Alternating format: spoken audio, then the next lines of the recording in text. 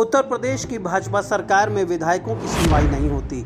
उत्तर प्रदेश की भाजपा सरकार में भाजपा के कार्यकर्ताओं की सुनवाई नहीं होती। उत्तर प्रदेश की भाजपा सरकार के जिला प्रशासन में, पुलिस में, थानों में, तहसीलों में भाजपा के नेता अपमानित होते हैं, उनकी बात नहीं मानी जाती, वह कार्यकर्ताओं को इंसाफ नहीं दिला पाते। ये सारी बातें कहने की वजह से एक ज़माने में भाजपा के विधायक राकेश राठौर को अपमानित होना पड़ा था। उनका टिकट कट गया था।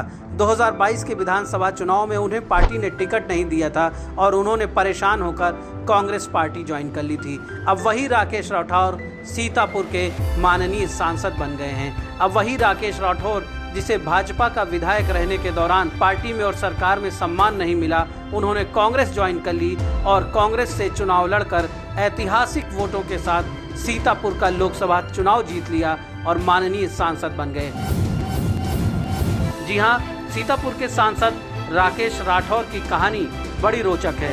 राकेश राठौर ने पूरा प्रयास किया कि भारतीय जनता पार्टी में विधायकों की सुनवाई की जाए, विधायकों की बात मानी जाए, लेकिन सरकार में विधायकों की बात नहीं मानी जा रही थी। उनका एक ऑडियो भी वायरल हुआ था जिसमें उन्होंने ये बताया कि सरकार में केवल अधिकारियों की मनमानी चलती है, विधायकों की बात नहीं सुनी जाती, मुख्यमंत्री से मिलना भी आसान नहीं होता है।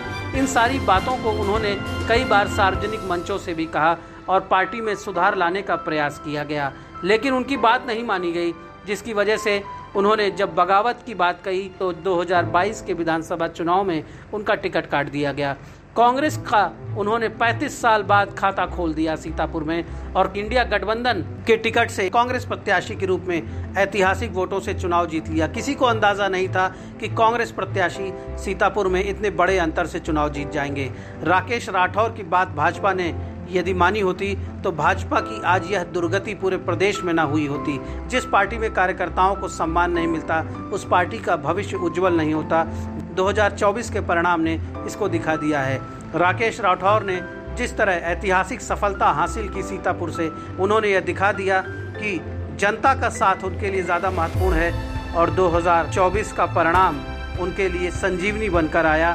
उन्हें राजनीति में एक बार फिर बड़ा कद मिला और अब वो कांग्रेस में लोकसभा के सांसद बन गए हैं।